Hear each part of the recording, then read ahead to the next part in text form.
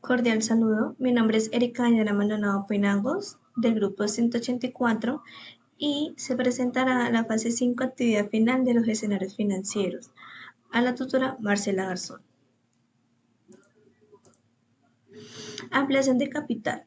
Cuando una empresa decide obtener más dinero emitiendo y vendiendo nuevas acciones o incluso usando las ganancias que no ha distribuido para ofrecer más acciones a sus accionistas, se llama ampliación de capital.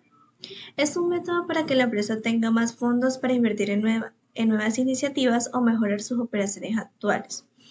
Hay varias formas de realizar este proceso. Una de las formas más frecuentes es la emisión de nuevas acciones, en la que la empresa crea y vende nuevas acciones a los inversores. Ajustar el valor declarado en los libros de la empresa es otra forma de aumentar el valor nominal de las acciones existentes. Las empresas también pueden emitir acciones liberadas, que son acciones gratuitas que se entregan a los accionistas existentes y se financian con las reservas acumuladas de la empresa, que son beneficios que no se han distribuido en forma de dividendos. Aunque esta ampliación no requiere que los accionistas aporten más dinero, es importante tener en cuenta que aunque se adquieran más acciones, el valor total de la inversión no aumenta porque el valor de la empresa se divide entre un mayor número de acciones. El potencial efecto de dilución es uno de los elementos más importantes a tener en cuenta durante una ampliación de capital. Esto ocurre cuando se emiten acciones sin una prima de emisión adecuada, lo que puede reducir el valor de las acciones existen porque el valor de la empresa se reparte entre más acciones. Por lo tanto, se solicita adicionalmente una prima de emisiones para compensar este efecto y garantizar que el valor total de la empresa se mantenga equitativo tanto antes como después de la ampliación. Tipos de la ampliación de capital. La emisión de acciones puede realizarse a la par, es decir, por el valor nominal de las acciones nuevas, aunque también se puede hacer sobre la par, de tal manera que aquellos inversores que deseen acudir a la ampliación deberían pagar una cantidad adicional, que se añade a las reservas de la compañía y que se denomina prima de emisión. La emisión de acciones bajo par por un importe inferior, el valor nominal está prohibida. Según el primer sistema, una empresa aumenta su capital a la par, aumenta el número de acciones en circulación, lo que sube el valor contable de cada título. La forma en que una empresa decide distribuir dividendos a sus accionistas se conoce como política de dividendos, dado que los inversionistas tienen la opción de vender parte de sus acciones o cartera. Si necesitan fondos, algunos estudios sugieren que esta política puede ser teóricamente irrelevante. Características. Las políticas de dividendos son estables, constantes y residuales.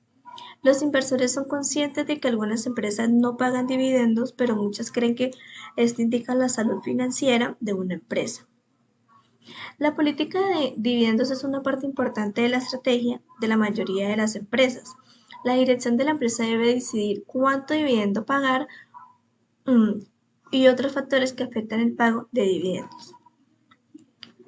Políticas de dividendos. En otra palabra, la empresa tiene el mismo valor, pero se divide en más títulos. El efecto de disolución es esto. Para evitar el resultado es común solicitar una tarifa de emisión, lo que implica que los nuevos propietarios también paguen por las reservas de la empresa y se conviertan en sus propietarios. Las ampliaciones liberales pueden ser. Totalmente, en este caso los acciones no tienen que realizar ningún desembolso, ya que el dinero se obtiene de las reservas de la empresa. Parcialmente, es cuando el accionista debe realizar el desembolso de una parte de la ampliación que no se cubre con reservas del balance. Políticas de dividendos estables.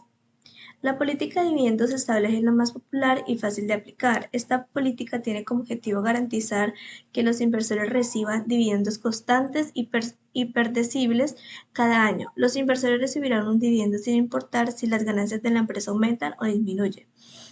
La intención es alinear la política de dividendos con el crecimiento a largo plazo en la empresa, en lugar de depender de la volatilidad de la ganancia trimestral. Este método a los accionistas más seguridad es cuanto a la cantidad y la fecha de pago del dividendo. Política de dividendos constantes. El principal inconveniente de la política de dividendos constantes es que durante años de buen desempeño los dividendos pueden no aumentar. Una empresa Paga un porcentaje fijo de sus ganancias como dividendos cada año si implementa una política de dividendos constantes.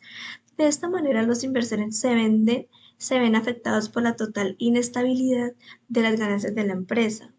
Los inversores pueden recibir un dividendo más alto si las ganancias aumentan, pero si las ganancias son bajas, pues no reciben ningún dividendo. La inestabilidad de las ganancias y los dividendos es el principal inconveniente de este método. Cuando los ingresos por dividendos son muy variables, es difícil planificar financieramente. Política de dividendo residual. Aunque la política de dividendos residuales es extremadamente inestable, algunos inversores la consideran la única política de dividendos que pueden aceptar. Con una política de dividendos residuales, la empresa paga los dividendos restantes después de pagar los gastos de capital, del trabajo y financiero. Aunque es inestable, este método tiene más sentido para las operaciones comerciales. Los inversores no quieren invertir en una empresa que tenga que pagar dividendos para pagar su mayor deuda. Muchas gracias.